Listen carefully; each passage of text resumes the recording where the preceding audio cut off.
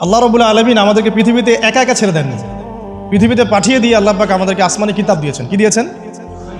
প্রত্যেক যুগে যুগে আসমানি কিতাব এসেছে। তাওরাত, জাবুর, ইনজিল, কোরআন এসেছে। আগেকার আসমানি কিতাবগুলো কি এখন চলবে না চলবে না? আগেকার আসমানি কিতাবগুলো কি এখন চলবে না চলবে না?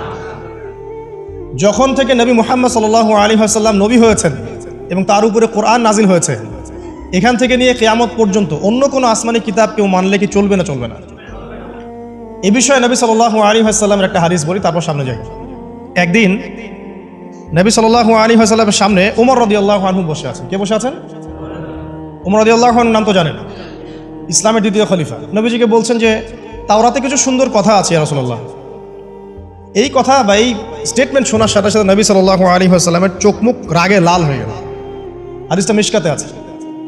রাগে লাল হয়ে নবী সাল্লাল্লাহু আলাইহি ওয়াসাল্লাম বলছেন যে ইয়া ওমর, হে ওমর, তুমি আমার সামনে তাওরাত পড়ছো? জেনে রাখো, লাউ কানা মূসা হাইয়ান, যদি মূসা আলাইহিস সালাম এখন জীবিত থাকতো। তাওরাত কার উপর নাজিল হয়েছে? মূসা। তাওরাত পড়ছো আমার সামনে, তাওরাত যার উপর নাজিল হয়েছে সেই মূসা আলাইহিস সালাম যদি জীবিত থাকতো এখন, ফাত্তাবা'তুমুহু, আর তোমরা আমাকে বাদ দিয়ে তার অনুসরণ করতে, ওয়া তারাকতুমুনি, আমাকে ছেড়ে দিতে, লা দালালতুম আন সাওয়াইস সাবিল, তাহলে তোমরা অবশ্যই পথভ্রষ্ট হয়ে যেতে।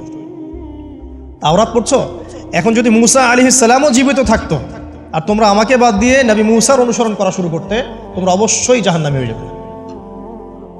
লাউ কানা মূসা হাইয়ান, যদি মূসাও জীবিত থাকতো এখন, আবার যদি জীবিত করা হয় আলাইহিস সালাম, লাত্তাবা'নি, অবশ্যই তাকে আমার অনুসরণ করতে হবে। কথা কি বুঝতে পারছেন? এই কারণে শেষ জামানা যখন ঈসা ইবনে মারইয়াম আসবেন, তিনি নতুন কোনো শরীয়ত নিয়ে আসবেন না। কি নিয়ে আসবেন? তিনি মুহাম্মদ সাল্লাল্লাহু আলাইহি ওয়াসাল্লামের অনুকরণ রূপেই পৃথিবীতে আসবেন ইনশাআল্লাহ। তো আল্লাহ পাক আমাদেরকে দিয়েছেন আল কোরআন, এবং কোরআন এর ব্যাখ্যা হচ্ছে হাদিস।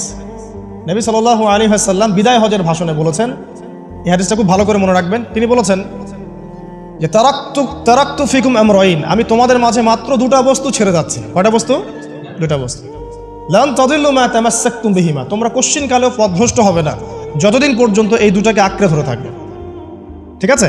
তোমরা কোশ্চিন কালেও পথভ্রষ্ট হবে না যতদিন পর্যন্ত এই দুটাকে তোমরা শক্ত করে আঁকড়ে ধরে থাকবে। অন্য হাদিসে আছে দাঁতের মারি দিয়ে কামড়ে থাকবে।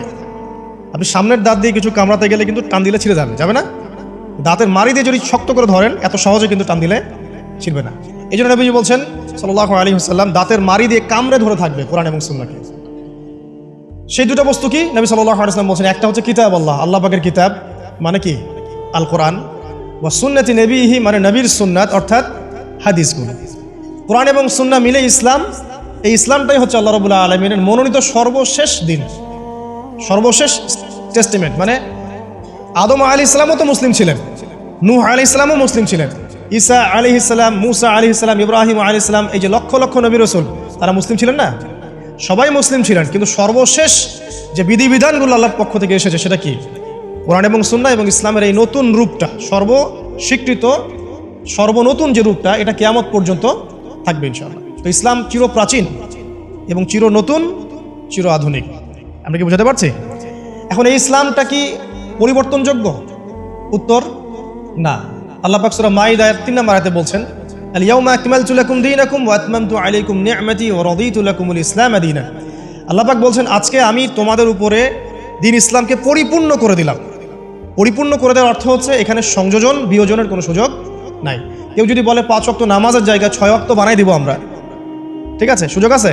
সুযোগ নাই। জাকাতের বিধানটা খুব কঠিন মনে হয়, জাকাতের নিসাবটা একটু কমাই দিব, পারবে? ইসলামের চুল পরিমাণ কিছু ঢোকানোর, বের করার কোনো সুযোগ নাই। কেন নাই? কারণ আল্লাহ পাক এই দিনটাকে পরিপূর্ণ করে দিয়েছে।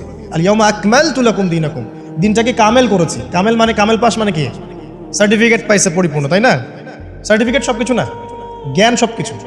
এবং এই জ্ঞান শুধুমাত্র বই পড়ে অর্জিত হবে এমনও নয়। জ্ঞান আসে কার পক্ষ থেকে? আল্লাহর পক্ষ থেকে। এটা মনে রাখবেন, জ্ঞান আল্লাহর পক্ষ থেকে আসে।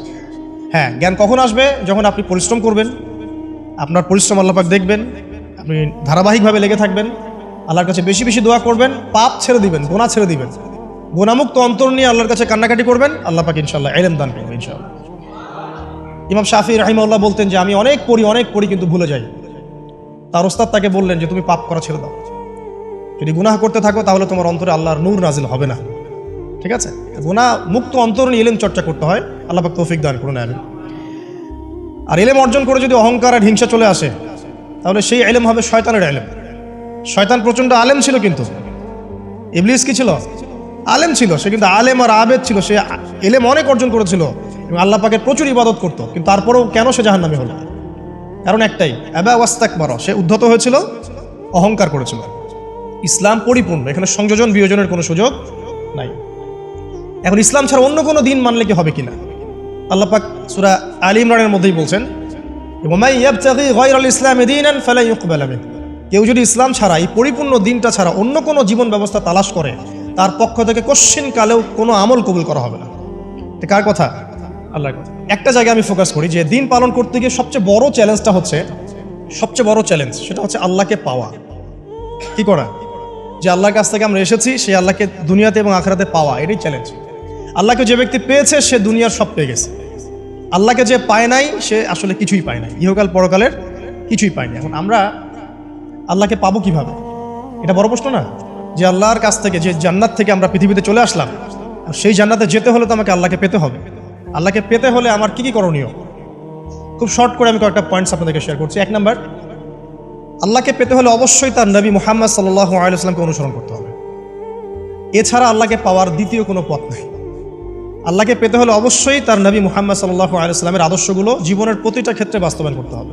চলাফেরা, ওঠা বসা, খাওয়া দাওয়া, ইস্তেঞ্জা করা, মুআমালাত, ব্যবসা বাণিজ্য, অর্থনীতি, সমাজ, রাষ্ট্র, সব ক্ষেত্রে আপনাকে মুহাম্মদ সাল্লাল্লাহু আলাইহি ওয়াসাল্লামের তরিকা, আদর্শটাকে ফলো করতে হবে। তাহলে আপনি আল্লাহকে পাবেন ইনশাআল্লাহ। যে ব্যক্তি আল্লাহকে পেয়েছে সে দুনিয়াও পেয়েছে, আখিরাতও পেয়েছে। যে আল্লাহকে পায় নাই, দুনিয়াও বরবাদ, আখিরাতও বরবাদ। 1 নাম্বার তাহলে কি কাজ? আল্লাহ পাকের সর্বশেষ নবী মুহাম্মদ সাল্লাল্লাহু আলাইহি ওয়াসাল্লামকে অনুসরণ করা, তার আদর্শ মেনে চলা, 1 নাম্বার। 2 নাম্বার হচ্ছে 5 ওয়াক্ত নামাজ। আল্লাহকে পেতে হলে নামাজ লাগবে। নামাজ নাই, আল্লাহ নাই। ওয়াস্তাঈনু বিস-সাবরি ওয়াস-সালাহ, তোমরা সবর এবং সালাতের মধ্য দিয়ে আল্লাহর সাহায্য প্রার্থনা করো। আমরা এই জন্য নামাজে বলি ইয়্যাকা না'বুদু ওয়া ইয়্যাকা নাস্তাঈন, আমরা শুধু আপনারই ইবাদত করি এবং আপনার কাছেই সাহায্য প্রার্থনা করি। আল্লাহকে পেতে হলে নামাজের কোনো বিকল্প নাই। যে ব্যক্তি নামাজ পড়ে না, আল্লাহর সাথে তার কোনো সম্পর্ক নেই, নো কানেকশন। আপনি যে কোনো কিছু চাচ্ছেন, সেজদায় পড়ে আল্লাহর সামনে আত্মসমর্পণ করেই চাইতে হবে। ওয়াসজুদ ওয়াক্তারিব, আল্লাহ পাক কি বলেছেন? সেজদা করো, নিকটবর্তী হও। তো ব্যাখ্যা অনেক করা যায়। নামাজ না পড়লে কিন্তু মানুষ কুফরিতে লিপ্ত হয়। যে ব্যক্তি মান তারাকা সালাতা মুতাআম্মিদান ফাকাদ কাফারা, যে ব্যক্তি সালাতকে অস্বীকার করে, ফরজ নামাজকে অস্বীকার করে, সে ব্যক্তি কিন্তু কুফরিতে চলে যায়। ঠিক আছে? তারপরে বাইনা রাজুলি ওয়া বাইনা শিরকি ওয়াল কুফরি তারকুস সালাহ, একজন মুমিন বান্দা এবং অমুসলিমদের মধ্যে পার্থক্যই নামাজ। নামাজের বিষয়ে অনেক কথা আমি আগেও বলেছি, আপনারা শুনেছেন, অন্য আলেমদের কাছেও শুনেছেন। এক বাক্যে নামাজ না পড়লে ইসলামের রশিটা কেটে যাবে। মুআয বিন জাবালকে নবী সাল্লাল্লাহু আলাইহি ওয়াসাল্লাম বলেছেন যে যদি মান তারাকা সালাতা মুতাআম্মিদান, কেউ যদি সালাতকে ইচ্ছা করে ছেড়ে দেয়, ফাকাদ বারিআত মিন জিম্মাতিল্লাহ, সে ব্যক্তি আল্লাহর জিম্মেদারি থেকে মুক্ত হয়ে যাবে। তার উপর আল্লাহর কোনো জিম্মাদারি নাই, আল্লাহর নিরাপত্তা, জিম্মাদারি থেকে সে মুক্ত। তো 5 ওয়াক্ত নামাজ আল্লাহ পাক আমাদের সবাইকে জামাতের সাথে পড়ার তৌফিক দান করুন। এর পাশাপাশি নফল নামাজ বাড়িয়ে দেওয়ার তৌফিক দান করুন, এবং স্পেশালি তাহাজ্জুদের নামাজ যদি পারেন, 2 রাকাত হলেও নিয়মিত তাহাজ্জুদের নামাজ পড়ার তৌফিক আল্লাহ পাক আমাদেরকে দান করুন। আর নামাজের বাহ্যিকতা নিয়ে এত বেশি ঝগড়ায় যাবেন না। এখন আমরা যত ঝগড়া নামাজের বাহ্যিকতা নিয়ে, হাত বাঁধা, রফুল ইয়াদাইন, আমিন আর পায়ে পা, এগুলো নিয়ে ঝগড়ার শেষ আছে? নাই। ইসলামের বিরোধী শক্তিরা হাত ভেঙে ফেলার পায়তারা করে ফেলেছে অলরেডি। হাতই না থাকলে আপনি বাঁধবেন কোথায়? মনে করেন আপনার হাতই নাই, বাঁধবেন কি উপরে না নিচে? এই হাত তো ভেঙে ফেলার পায়তারা করা হয়েছে। এখন আপনি পড়ে আছেন বাঁধার কোন জায়গায় বাঁধবেন সেটা নিয়ে, অথচ পুরো বৈশ্বিক চক্রান্ত মুসলিমদের বিরুদ্ধে হাতটাই ভেঙে ফেলে দিবে। তুই বাঁধবি কোথায় হাত? তারপর দেখবো। এটা আমরা বুঝতে পারি না। এটা বোঝার জন্য যে জ্ঞান, ইলম, নূর দরকার, তা তো নাই আমাদের মধ্যে। এই জন্য আপোষের ঝগড়া নিয়ে পড়ে আছে। যে ছোটোখাটো যে ইখতিলাফি মাসআলাগুলো চলে আসছে দীর্ঘদিন থেকে, এগুলোর কোনো সমাধানে আসতে পারবে না কিন্তু কেউ। পক্ষে বিপক্ষে কথা চলতেই থাকবে কিয়ামত পর্যন্ত, ওইগুলো নিয়ে আমরা ব্যস্ত আছি।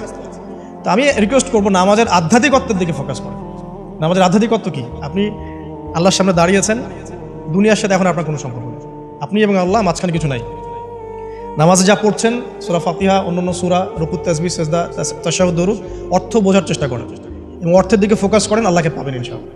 সিজদায়, রুকুতে যখন যাচ্ছেন, আপনি চিন্তা করেন যে আপনি মহাবিশ্বের মহা শক্তিধর আল্লাহ রাব্বুল আলামিনের সামনে মাথা নত করেছেন।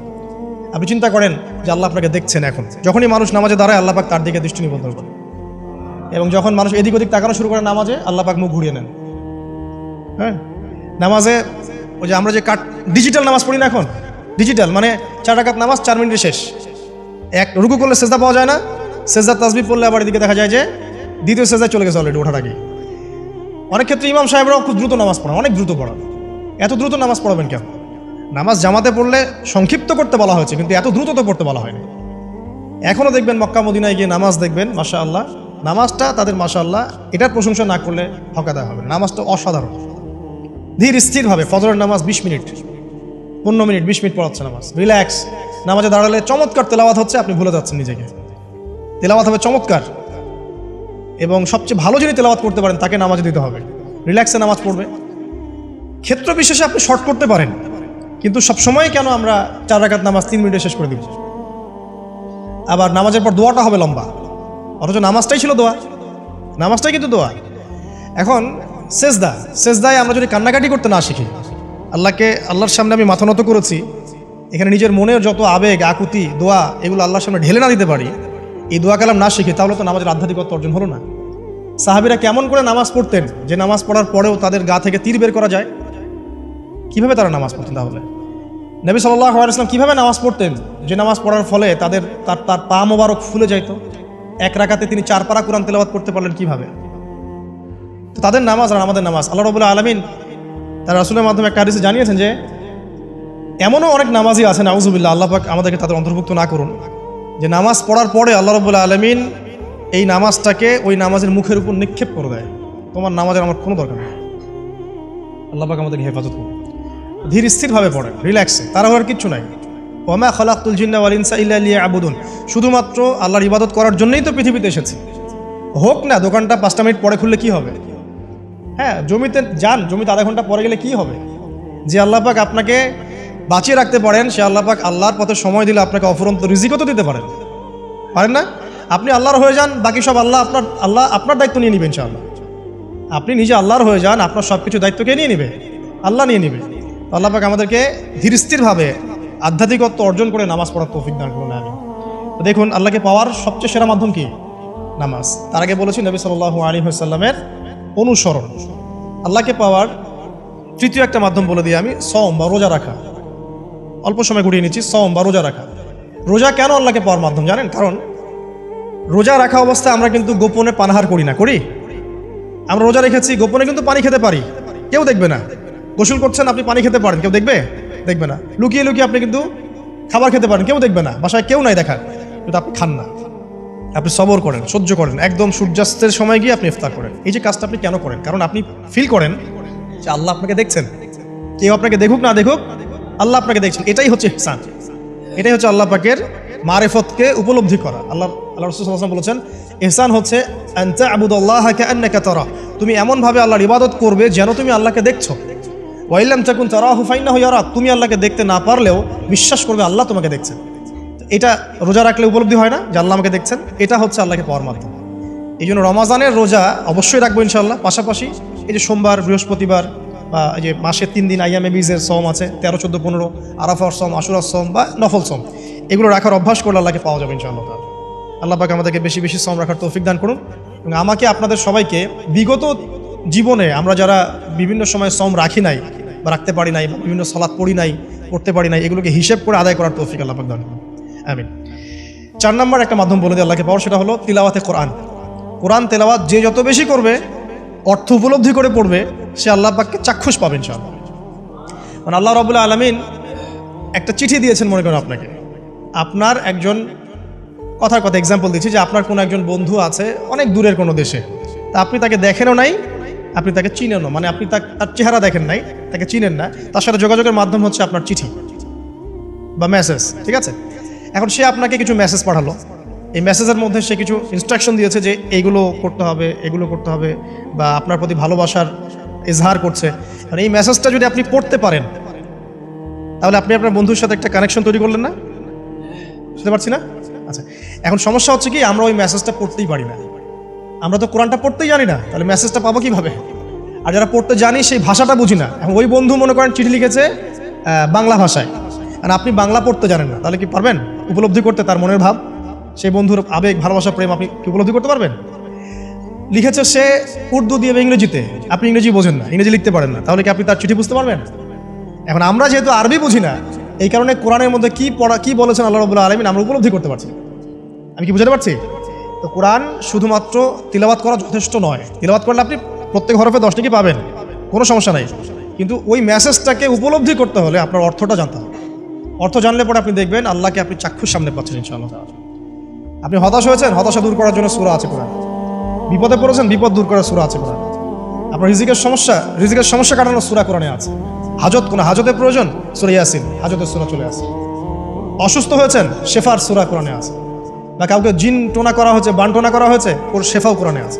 এমন কোনো বিষয় নাই যেটা আল্লাহ রাব্বুল আলামিন কোরআনের মধ্যে নাজিল করেন নাই। ব্যবসা করতে চান, কোরআন কথা বলবে, ঠিক আছে? আপনি সামাজিক বিষয়ে ডিল করতে চান, সূরা হুজুরাত কথা বলবে।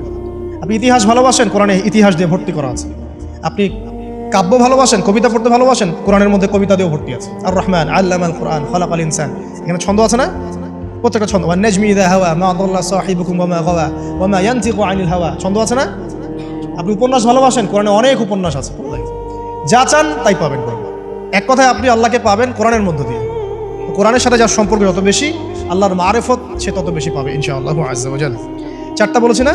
5 নাম্বার হচ্ছে হজ ওমরা করা। হজ ওমরা আল্লাহ পাক আমাদের সবাইকে বেশি বেশি করার তৌফিক দেয়। হজ এবং ওমরা এমন কিছু কাজ আছে যে কাজগুলো সরাসরি আপনার সাথে আল্লাহ পাকে কানেকশন করা। আরাফার মাঠে যাবেন, ওই মাঠে কি কিয়ামত হবে না? আল্লাহকে চিনতে পারবেন এখানেই। তারপরে যে সাই করেন না, সাফা মারওয়া সাই করে, ওখানে গেলে আপনি বুঝতে পারবেন যে কিভাবে ইসমাইল আলাইহিস সালামকে পানি দেওয়ার জন্য তার মা হাজারা এখানে দৌড়াদৌড়ি করেছে। বাইতুল্লাহ দেখবেন, আপনি চিনবেন যে আল্লাহর তাওহীদ কি জিনিস। চোখে দেখার সাথে সাথে আপনার ভিতরে এমন একটা ফিলিংস আসবে যেটা ভাষায় প্রকাশ করা যাবে না। চোখে দেখার সাথে সাথে এমন একটা ফিলিংস আসবে, আপনাকে আমি এটা ভাষায় প্রকাশ করে বোঝাতে পারবো না।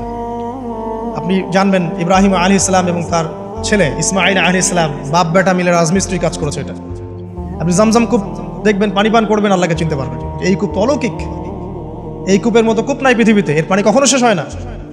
এবং এই পানি খেয়ে মানুষ বেঁচে থাকতে পারে, খাবারের দরকার হবে না। দীর্ঘদিন পর্যন্ত এই পানি খেয়ে মানুষ বেঁচে থাকতে পারবে, খাবারের প্রয়োজন হয় না। তো এই পানির মধ্যে এমন কিছু উপাদান আছে যেটা মানুষের শরীরের রোগগুলোকে শেফা দিয়ে দিবে ইনশাআল্লাহ তাআলা আল্লাহর হুকুমে। তো প্রত্যেকটা কাজে রাসূল সাল্লাল্লাহু আলাইহি ওয়াসাল্লাম শহরে গেছেন মদিনায়, ওই মদিনার বাতাসটা আপনাকে বলে দিবে যেটা এটা একটা অন্যরকম শহর, ঠিক আছে? রাসূল সাল্লাল্লাহু আলাইহি ওয়াসাল্লামের রওজায় যাবেন, সামনে দাঁড়াবেন, আপনি আল্লাহকে চিনতে পারবেন। আপনি আর পৃথিবীতে থাকবেন না, অন্য জগতে চলে যাবেন। ওই যে বাকিউল গারকাত আছে, সাহাবীদের কবরস্থান জান্নাতুল বাকি, ওখানে ঢুকবেন, আপনার কাছে মনে হবে যে পৃথিবীটা আসলে কিছুই না। পৃথিবীর সবচেয়ে সেরা মানুষগুলো এই মাটির নিচে শুয়ে আছে, ওখানে আপনাকে খুবই তুচ্ছ মনে হবে তাদের সাথে। এই যে মানে বিভিন্ন জায়গায় গিয়ে আল্লাহকে চিনতে পাওয়া, এটা সবচেয়ে ভালো হয় হজ এবং উমরাতে গিয়ে। আল্লাহ পাক আমাদেরকে তৌফিক এনায়েত করুন, আমিন। তো এটা একটা আল্লাহকে পাওয়ার নিদর্শন। যাদের হজ ফরজ হয়ে গেছে অবশ্যই হজ করে ফেলবেন, আর যাদের সামর্থ্য আছে তারা বেশি বেশি উমরা করবেন। নবী সাল্লাল্লাহু আলাইহি ওয়াসাল্লাম বলেছেন, এক হজ পরের হজের মধ্যে যত গুনাহ মাফ করিয়ে দেয়, এক উমরা পরের উমরার মধ্যে যত গুনাহ সেগুলোকে মাফ করিয়ে দেয়। আল্লাহ পাক আমাদেরকে এই আমলগুলো করার তৌফিক এনায়েত করুন। 6 নাম্বার বলছি জিকির। আল্লাহ পাকের জিকির বাড়াতে হবে। যে আল্লাহ পাকের জিকির যত বেশি করবে, সে আল্লাহ পাকের মারিফত তত বেশি উপলব্ধি করবে, আল্লাহকে পাবে ইনশাআল্লাহ। আর এই জিকির করার জন্য ওযুও শর্ত নয়, জানেন? আল্লাহর জিকির করার জন্য কিন্তু ওযু শর্ত নয়। আপনি মনে মনে চলতে ফিরতে অলওয়েজ সুবহানাল্লাহ, আলহামদুলিল্লাহ, আল্লাহু আকবার, লা ইলাহা ইল্লাল্লাহ, আস্তাগফিরুল্লাহ পড়তে থাকতে পারেন। কষ্টের কিছু আছে? খালি জবান চলবে, খালি জবান চলবে। মাঠে কাজ করছেন, ওই যে লাঙল দিয়ে কাজ করছেন, সেচ দিচ্ছেন, আপনি পড়তে থাকবেন আস্তাগফিরুল্লাহ ওয়া আতুবু ইলাইহি, লা হাওলা ওয়ালা কুওয়াতা ইল্লা বিল্লাহ, সুবহানাল্লাহ, আলহামদুলিল্লাহ, লা ইলাহা ইল্লাল্লাহ, আল্লাহু আকবার। কোনো সমস্যা? কোনো সমস্যা নেই। রান্না বান্না করছে মেয়েরা, এটা করতে করতে পড়তে পারবে না? গাড়ি ড্রাইভ করছেন, ড্রাইভ করতে করতে আপনি পড়তে পারবেন লা ইলাহা ইল্লাল্লাহ ওয়াহদাহু লা শারীকা লাহু, লাহুল মুলক ওয়া লাহুল হামদু ওয়া হুয়া আলা কুল্লি শাইইন কাদির। যে কোনো কাজ করতে করতেই ইল্লাল ইস্তিনজা, ইস্তিনজা বাদ দিয়ে। ইস্তিনজা কি জিনিস? প্রসাব পায়খানা। এই সময় এগুলো মুখ দিয়ে বলবেন না, দরকার নাই। আপনি এখানে এরপরে যে সময়গুলো আছে এগুলোতে আপনি জিকির বাড়াবেন। যে যত বেশি জিকির করবে তার কলব তত বেশি পরিচ্ছন্ন হবে। যার কলব যত পরিচ্ছন্ন, আল্লাহর নূর তার কলবে তত বেশি আসবে, সে আল্লাহ পাকে তত কাছে পাবে ইনশাআল্লাহু আযজা ওয়া জাল। 7 নাম্বার দোয়া ইস্তেগফার বাড়িয়ে দেয়। আল্লাহর কাছে বেশি বেশি দোয়া করতে হবে। দোয়া বাড়িয়ে দেন। দোয়ার জন্য হুজুর ডাকতে হবে না, দোয়ার জন্য আমাকে ডেকে বাসায় খাওয়ানোরও দরকার নেই। আপনার দোয়ার জন্য আপনি যথেষ্ট। নামাজে দাঁড়ান, নামাজের সেজদায় দোয়া করেন, নফল নামাজ পড়েন, নফল নামাজের সেজদায় দোয়া করেন, নামাজের পরে হাত তুলে দোয়া করেন, প্রয়োজনে নামাজে সালাম ফেরানোর আগে দোয়া করেন, যে কোনো ভালো কাজ করেছেন তারপর দোয়া করেন, ঠিক আছে? কোরআন তেলাওয়াত করলেন, দোয়া করেন, তাহাজ্জুদের ওয়াক্তে দোয়া করেন, বৃষ্টি পড়ছে তখন দোয়া করেন, ঠিক আছে? মানে দোয়া কবুলের মোমেন্ট, সময়গুলো, আজান হয়েছে, আজান ইকামতের মাঝখানে দোয়া করেন, এই যে এখন খুতবা হচ্ছে এই সময় দোয়া করেন, দোয়া কবুল হবে। দিনই মসজিদে বসেছেন, দোয়া করেন, দোয়া করতে থাকেন মনে মনে। যত বেশি আপনি দোয়া করতে পারবেন আল্লাহর কাছে, ইনশাআল্লাহ আল্লাহকে আপনি তত কাছে পাবেন ইনশাআল্লাহ। এটা আল্লাহকে পাওয়ার অন্যতম মাধ্যম। এবং ইস্তেগফার মানে কি? তওবা করা, আস্তাগফিরুল্লাহাল্লাযী লা ইলাহা ইল্লা হুয়াল হাইয়ুল কাইয়ুম ওয়া আতুবু ইলাইহি, এটা বেশি বেশি পড়বেন। দিনে কমপক্ষে 70 বার বা 100 বার পড়ার চেষ্টা করবেন। আল্লাহ পাক তৌফিক দান করুন। কয়টা বলেছি ভাই? 7টা। আচ্ছা, 8 নাম্বার হচ্ছে সদকা করা। সদকা, দান সদাকা আল্লাহর কাছে খুব বেশি পছন্দের। দান সদকা করার জন্য সম্পদ লাগে না, আমার কথা শুনে। দান সদকা করার জন্য সম্পদ লাগে না, কলিজা লাগে, মন লাগে। বহু বড় বড় মানুষ আছে দান সদকা করতে পারে না, কোটিপতি, জাকাত দেয় না, আছে না? আর বহু গরিব মানুষ ভ্যান চালায়, কৃষিকাজ করে, দেখবেন 100 টাকা দান করে দিল। মন থাকতে হয়, মন, কলিজা বড় থাকতে হয়। তো যাদের কলিজা বড়, মন বড়, তারা দান সদকা করতে পারবে ইনশাআল্লাহ। আর যার মন বড়, সেখানেই তো আল্লাহ নূর আসবে। সংক্ষিপ্ত মনে, সংকীর্ণ মন, আল্লাহ নূর কোত্থেকে আসবে? কথা বুঝতে পারেন নাই? তো দান সদকা বাড়ান। আপনি 1 টাকা দান করেন, 5 টাকা দান করেন, হালাল রিজিক থেকে 1 টাকা দান করেন, সেটা আল্লাহর কাছে অনেক বেশি পছন্দের। একটা হাদিসে নবী সাল্লাল্লাহু আলাইহি ওয়াসাল্লাম বলেছেন, হালাল উপার্জন থেকে আল্লাহর বান্দারা যখন একটা খেজুরও দান করে, আল্লাহ পাক সেই একটা খেজুরকে আস্তে আস্তে বড় করতে থাকেন, বড় করতে থাকেন, বড় করতে থাকেন। এটা এক পর্যায়ে পাহাড়ের সমান হয়ে যায়। এবং কিয়ামতের মাঠে মানুষ তার দান এবং সদাকার যে ছায়া, এই ছায়ার নিচে অবস্থান করবে। আপনার বিপদ হয়েছে, দান সদকা করেন, বিপদ দূর হয়ে যাবে ইনশাআল্লাহ। জটিল কোনো রোগ হয়েছে, কোনো ডাক্তার ট্রিটমেন্ট করতে পারছে না, সদকা করেন, রোগ ভালো হয়ে যেতে পারে ইনশাআল্লাহ। সদকার ব্যাপক ফজিলত আছে। সদাকা, দান সদাকা, দোয়া, এগুলো তাকদিরের যে বিপদ আপদগুলো আছে না, ঝুলে আছে, আমাদের তাকদিরে বিপদ আছে না অনেক, এগুলোকেও সরিয়ে দিতে পারে। এই শক্তি আছে দোয়া এবং দান সদকার মধ্যে।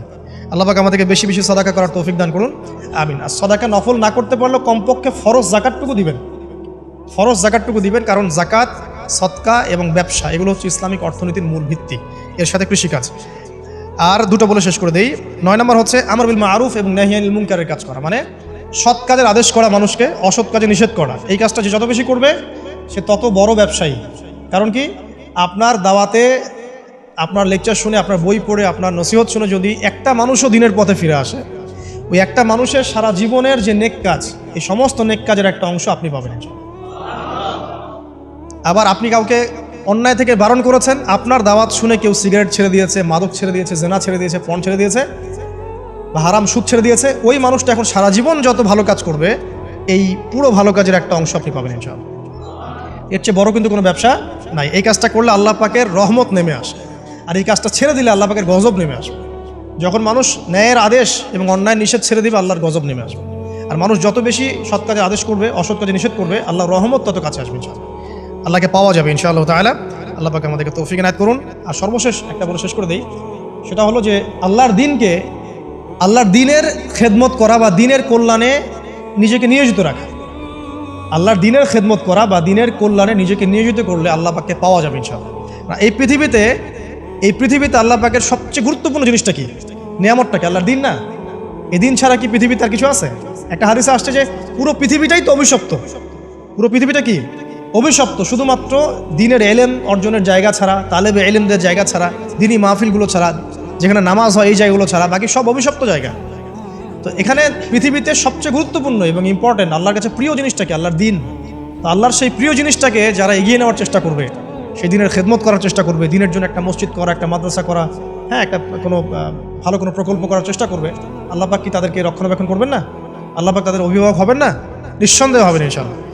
এবং ইনশাআল্লাহ তাআলা তারা পৃথিবীতেও সফল হবে, পরকালেও ইনশাআল্লাহ তাআলা সাফল্যের চাদর তাদেরকে আঁকড়ে ধরবে ইনশাআল্লাহ তাআলা। আল্লাহ রাব্বুল আলামিন আমরা সবাইকে এই দুনিয়াতে আল্লাহকে পাওয়ার তৌফিক দান করুন, এবং যে কাজগুলো করলে পরে আল্লাহকে পাওয়া যায়, সেই কাজগুলো বেশি বেশি করে করার তৌফিক আল্লাহ পাক দান করুন।